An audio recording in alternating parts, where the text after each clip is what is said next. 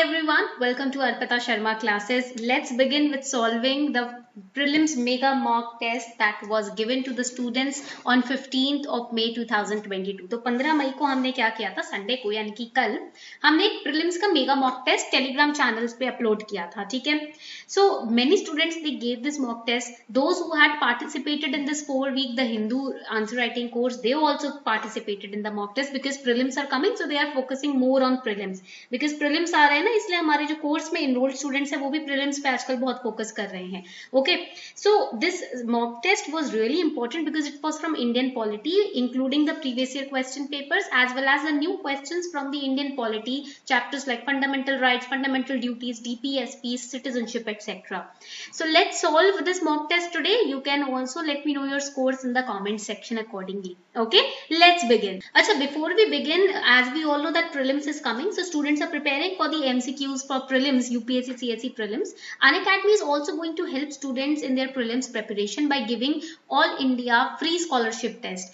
Unacademy Ultra Combat. Now it is online all India free scholarship test. You can enroll for free using the code ARPITA10. You can stand a chance to win scholarship worth rupees 10 crore, and 500 lucky participants will also win Amazon vouchers worth rupees 10,000. This live scholarship test will be conducted via the Unacademy's learning app on 22nd of May 2022, and it will be live at 11 AM in the morning. The code to enroll in this scholarship test is ARPITA10. The link is given below in the description box. Make sure that you do not miss on to this opportunity.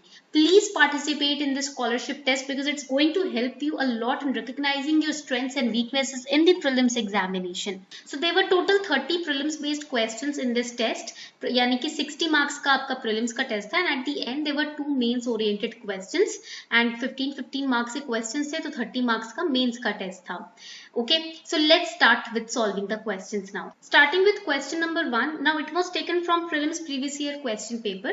Which one of the following objectives is not embodied in the preamble to the Constitution of India?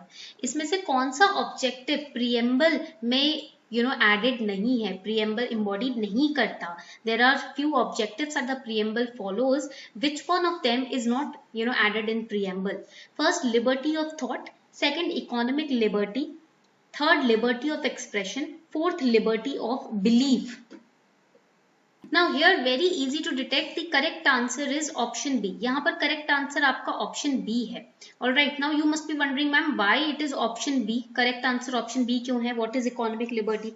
See, the preamble we have studied that it secures, please write it down, that it secures to all the citizens of India liberty of thought. It is written in the preamble also. It gives all the citizens of India liberty of thought, liberty of expression, liberty of belief, liberty of faith, and liberty of worship through the fundamental rights. preamble में ये बात लिखी है कि सभी जो citizens है, नागरिक है भारत के, उन्हें लिबर्टी है, आजादी है थॉट की, एक्सप्रेशन की, बिलीफ की, मान्यताओं की, फेथ की, श्रद्धा की, और वर्शिप की. फंडामेंटल राइट्स के थ्रू ये लिबर्टी दी जाती है. Through fundamental rights this liberty is available and it is enforceable in the court of law and in case of violation. अगर इनको वायोलेट किया जाता है तो इसको आप कोर्ट ऑफ लॉ में ले जा सकते हो. Now, though equality of status and opportunity is mentioned in preamble में equality of status and opportunity is mentioned, but there is no mention of economic liberty. So here if you study the preamble deeply only, then you will understand. Deeply means analytically. Do not cram. रटना नहीं है. रटोगे तो फिर आपको समझ ही नहीं आएगा इसमें से कौन सा ऑप्शन करेक्ट है. Only those students who crammed the objectives of preamble, they could not answer this question. But if you have read and understood analytically the preamble and the objectives, you will know that equality of status and opportunity is mentioned, liberty of thought, expression, belief, faith, worship through fundamental rights is mentioned, but there is no mention of economic liberty. So that is incorrect. ये आपका यहाँ पर answer गलत हो जाएगा. ठीक है, point clear? So B option is incorrect. Coming on to question number 2. The mind of the makers. Now see, when you study the question, now you will understand that It is not that they are asking something out of syllabus. No, they are not asking anything out of syllabus. Out of syllabus आपसे कुछ नहीं पूछ रहे हैं. Whatever they are asking is based on your analytical understanding. So when you study the polity or any other subject in UPSC, they will test your understanding. They will know, they will filter how many students have crammed the facts and how many students have actually understood what they are studying. तो जब आप कुछ पढ़ते हो, रटने के objective से मत पढ़ो, उसे समझने के ऑब्जेक्टिव से पढ़ो. Because when you will understand something, you will understand the logic behind the subject or the topic, and you will be in a position to apply it in your real life. You will be in a position to explain it to a layman in simple terms. Okay, coming on to question number 2. The mind of the makers of Constitution of India is reflected in which of the following? Very easy, NCERT based question है. Pol Science की class 11th 12th की NCERT आप पढ़ोगे. Pol Science, please write it down. Class 11th and 12th NCERT. Before jumping on to M. Lakshmikant, please study the NCERTs. Then you will be in a position to answer these very easy questions directly coming from NCERTs. This question again was from NCERT, Pol Science 11th 12th class. तो mind of the makers, constitution framers का जो दिमाग है, जो सोच है, वो किस में रिफ्लेक्ट करती है? प्रियम्बल, फंडामेंटल राइट, डीपीएसपी और fundamental duty. Very easy to answer this question. बहुत ही इजीली आप इस क्वेश्चन को आंसर कर सकते हो. Yes, it is preamble, because preamble में ऑब्जेक्टिव संक्षेप में मेंशन है. Basically it's an identity card like of thing of the constitution. So the mindset of the framers can be seen from preamble only.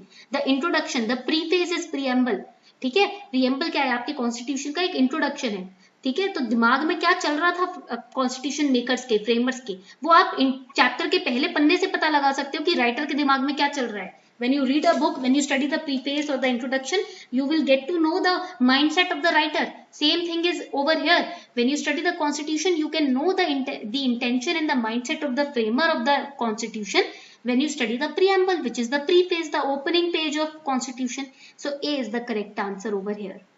Question number 3. Which of the following are envisaged by the right against exploitation in Constitution of India? Prohibition of traffic in human beings and forced labor, abolition of untouchability, protection of interest of minorities, prohibition of employment of children in factory and mines. तो इसमें right against exploitation in the Constitution of India के अंदर क्या क्या points covered हैं, ये आपको बताना है. Again, this topic, this question has been taken from fundamental rights. Okay, this you can study in through first NCERTs. पहले तो आप इसको NCERTs के थ्रू पढ़ेंगे and then through M. Lakshmikant book. उसके बाद आप इसको M. Lakshmikant के थ्रू पढ़ेंगे. All right. So here the correct answer will be. So when we study right against exploitation in Constitution of India, there are two articles which covers this right. Article 23 and Article 24. So Article 23, it protects citizens not only against the state but also from private citizens. Okay, state is obliged to protect citizens from these kind of evil people and evil activities by taking action against perpetrators. Okay, point clear हो गया? तो इसके अंदर क्या आता है? In Article 23 we have prohibition of traffic in human beings and forced labor. So one will be correct. Okay, prohibition of traffic, human trafficking of human beings like beggar वगैरह जो भी होते हैं, जो forcedly या किसी भी तरीके का forced labor, any form of forced labor, they are prohibited. Okay, that is in Article 23. So first will be correct. First आपका absolutely correct हो जाएगा. Article 24 whereas talk about prohibition of employment of children in factories. ठीक है, तो इसमें कोई भी बच्चा जो 14 से कम एज का है, any children, any kind of kid who is below the age of 14, okay, if he is employed or she is employed to work in any factory or mine or in any kind of hazardous employment, then that person who is employing these kind of children will be punished. तो यहाँ पर fourth भी correct हो जाएगा. And we know that right against exploitation contains only these two articles. So common sense, if you use 2 and 3 will be absolutely wrong. This is Article 23, this is Article 24, and Article 23 plus 24, it is right against exploitation in the Constitution of India. So C will be the correct answer over here. Okay. So see, if you know the fundamental rights, clearly, if you have not crammed it, but you have understood it carefully and you have revised it daily and again on a daily basis consistently, very easily it will take you less than 1 minute to solve this question. 1 minute से कम समय में आप इस question को solve कर लोगे अगर आप डेली रिवीजन कर रहे हो फंडामेंटल राइट्स की. ठीक है. Now next is which one of the following statements is correct? Rights are claims of state against the citizens. Rights जो हैं, जो हक हैं, those are claims of state. State claim करती है against citizens. Rights are privileges which are incorporated in constitution of a state. Rights are claims of citizens against the state. Rights are privileges of a few citizens against the many. Very easy question. Less than 30 seconds you will take to solve this question. C is the correct answer. देखो rights क्या है? Citizens के claims against the state. Basically rights are claimed by the citizens against the state. Because state has to protect the citizen from oppression by the society, right? So that is why this option is correct. State cannot claim or demand against the citizens. Because it takes away the right of individuals and restrains them. Alright, तो ये point आपको यहाँ पर याद रखना है कि rights जो हैं वो सिटीजन्स यूज करते हैं स्टेट के अगेंस्ट. उनको ये बोलते हैं कि भाई हमारे साथ अगर कोई एक्सप्लॉयटेशन हो रहा है या ऑपरेशन किया जा रहा है हमारे ऊपर, तो आप हमें बचाओगे. You will protect us from the operation of the society, so we are claiming these rights against you. Okay, तो C option is absolutely correct. D तो ऑटोमेटिकली इनकरेक्ट है. Privileges of a few citizens, no. Okay, state is giving the rights to the citizens. A will be incorrect. Rights are privileges which are incorporated in constitution of state. Privileges कहाँ से आ गए? B is wrong. Next question, question number 5. Which of the following statements is or are true of the fundamental duties of an Indian citizen? So when we talk about fundamental duties, we know Article 51A. It deals with fundamental duties in the part 4A of the Constitution, and 42nd Amendment Act of 1976 added 10 fundamental duties. Later on, one more fundamental duty was added by the 86th Amendment Act. तो total आपकी यहाँ पर 11th fundamental duty add की गई थी. ठीक है, and we know that there are 11 fundamental duties that you need to study. Okay, ये point clear हो गया सभी को. So fundamental duties are the duties of the citizens. When state is giving you the rights, you also have some duties towards your nation, towards your state. Okay. So which of the following statements is or are true of fundamental duties? Legislative process has been provided to enforce these duties. They are correlative to legal duties. यानी कि उनका correlation legal duties जो होती है citizens की उससे correlated है fundamental duties. So here correct answer will be, देखो first of all when we talk about the legislative process, we know that fundamental duties basically they are non-justiciable in character. That means they are just like a code or code of moral precepts. Okay, they remind the Indian citizens of their duty towards their society. So first statement will be wrong. It's not a no legislative process have been provided to enforce. Okay, they are non-justiciable and इसके अंदर duties जो है वो एक तरीके से एक ethics की तरह है. ठीक है, आपको समझाने के लिए कि भाई ये चीजें ये आपकी responsibility बनती है. Second, they are correlative to legal duties. That is also wrong. Why? Because there is no legal sanction against the violation of fundamental duties. When there are legal duties, if somebody is violating it, there will be punishment. But fundamental duties में ऐसा नहीं है, कोई legal consequence नहीं होता इसका. Okay? They are just like a moral duty or civic duty of a person. Alright? So either D will be the correct answer. Question number 6. In the context of India, which one of the following correct relationship between rights and duties? Nature of question is not factual, it is analytical. They are testing your common sense. They are testing your analytical ability when you are studying something. They are testing if you are a parrot who crams or if you are a person who understands. तो क्या आप में civil servant के सारे quality हैं? ये test किया जाता है प्रीलिम्स, मेंस और इंटरव्यू के द्वारा. ठीक है, अगर आप रट्टा लगा कर आए हो तो पता चल जाता है कि भैया रट्टा लगाया या उल्टी कर दी. This is just like a parrot जो रट लेता है चीजों को और ब्ला ब्ला ब्ला ब्ला बोल देता है. बट यहाँ पर टेस्ट की जा रही है आपकी एनालिटिकल एबिलिटी कि आप कितना चीजों को गहराई में समझते हो. ओके, उनके पीछे का रूट बेस लॉजिक रैशनैलिटी कितनी है आपके अंदर. They are testing that. Okay, so here A, rights are correlative with duties. Rights are personal, hence independent of society and duties. Rights, not duties, are important for advancement of personality of citizen. Duties, not rights, are important for the stability of the state. Now see, here the correct answer is A. Rights are correlative with duties. See, rights are personal, so they are independent of the society.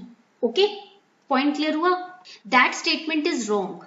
Okay यहाँ पर जो बोला गया ना rights of person hence independent of society and duty, statement is wrong यहाँ पर, because they are inseparable from the duties, not independent, they are inseparable from the duties. आप duties से राइट्स को अलग नहीं कर सकते। By, because when you are being given certain rights you also have some responsibilities towards those who are giving you those rights.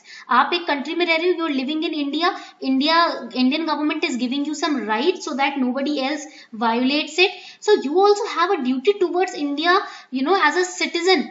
India हमें छत दे रही है, India हमारा घर है. When you are living in a house, okay, so your parents are giving you the rights कि भैया आप यहाँ घूम सकते हो, वहाँ घूम सकते हो, ठीक है, you can roam around here and there, you can study, you can be, you know, choose your career, etc. But you also have some duties towards that house and towards your parents. You have to take care of them, you have to clean your room, you have to clean your bathroom, okay. कभी सब्जी मंडी से सब्जी लाने के लिए बोला जाए तो वो ला सकते हो आप जाकर.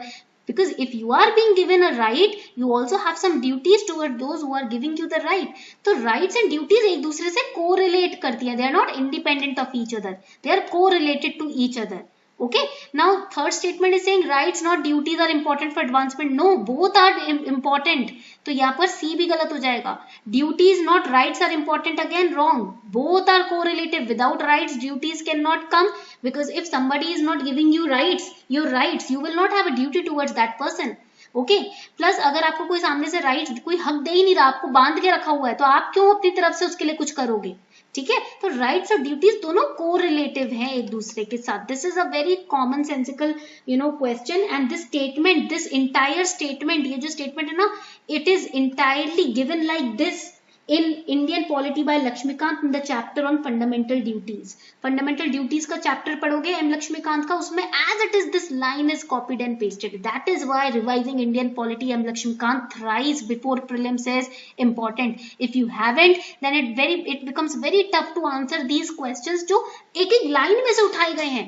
They are picking up questions from one line, small line of M Lakshmikant. Okay, so that is why it said read the M Lakshmikant, revise it thrice before your prelims examination. Question number 7. Which principle among the following was added to directive principles of state policy by 42nd amendment to the constitution? Now it's a purely factual question. ये आपकी M Laxmikant का जो book है ना polity की, उसमें से facts में से उठाई गई है. Purely a factual question taken from as it is copied and pasted from M Laxmikanth. Please revise M Lakshmikant thrice before your prelims examination. Please, that's my humble request. Now the question says equal pay for equal work for both men and women, participation of workers in management of industries, right to work, education and public assistance, securing living wage and human conditions of work to workers. तो इसमें से कौन सा principal है जिसको DPSP में 42nd amendment के द्वारा ऐड किया गया था? Very direct factual question. The correct answer is B, participation of workers in management of industries, so that workers को भी फील हो कि भाई we are included. They should have also a sense of inclusion. Okay, then only they will perform well. So B is correct. यहाँ पर B correct हो गया. Next question, with reference to the constitution of India, the directive principle of state policy constitute limitations upon legislative function, executive function. Which of the above statements is or are correct? 1, 2, both or none of them? जल्दी से बताओ. Constitution के हिसाब से with reference to the constitution, DPSP जो है it constitutes limitations upon which function, legislative or executive or both? जल्दी से बताओ. और none of them? Correct answer will be yes. Very good. It is D. If you have studied fundamental rights chapter, you will know about it. It is Fundamental Rights Act. It is the fundamental rights which acts as a limitations on legislative and executive, not the DPSP. DPSPs जो होते हैं वो तो एक तरीके से they are the guiding principles for a state. Okay, they are not very fixed. ये तो to guide the states, these principles have been incorporated. Then see, not everything is covered in fundamental rights. Okay, states should also have a duty towards the citizens to protect them socially also. So directive principle of state will not constitute limitations. It's the fundamental rights that constitutes limitations on the legislative and executive function. And that is why government cannot just pass out any act or any legislation without thinking about the fundamental rights of a citizen. Okay, so D is the correct answer over here. Question number 9. Consider the following statements. The source of the concept of DPSP is the Spanish Constitution, from which it came in the Irish Constitution. This is purely factual question which you can find in the M. Lakshmikant book of DPSP, even in NCERTs, in the chapter DPSP. M. Lakshmikant की Indian Polity की जो किताब है उसमें DPSP chapter में starting में ही है ये lines. Concept of DPSP emerged from Article 45 of the Irish Constitution. Correct answer is very good. It is C. Both the statements are correct. Last question for today. There are total 30 questions, but we'll cover 10 questions in each lecture. Okay. Which of the following articles states the application of directive principles? Again, factual questions. Directly you can answer it from M. Lakshmikant book of Indian Polity. Correct answer over here will be Article 37A. ठीक है, जो directive principles of state policy है उनका जो application है, use है, वो article 37 में मेंशन्ड है. Alright, so these are the first 10 questions. Next 10 questions we'll cover in the next lecture. I hope you enjoyed this lecture. Make sure that you let me know your scores in the comment section as well.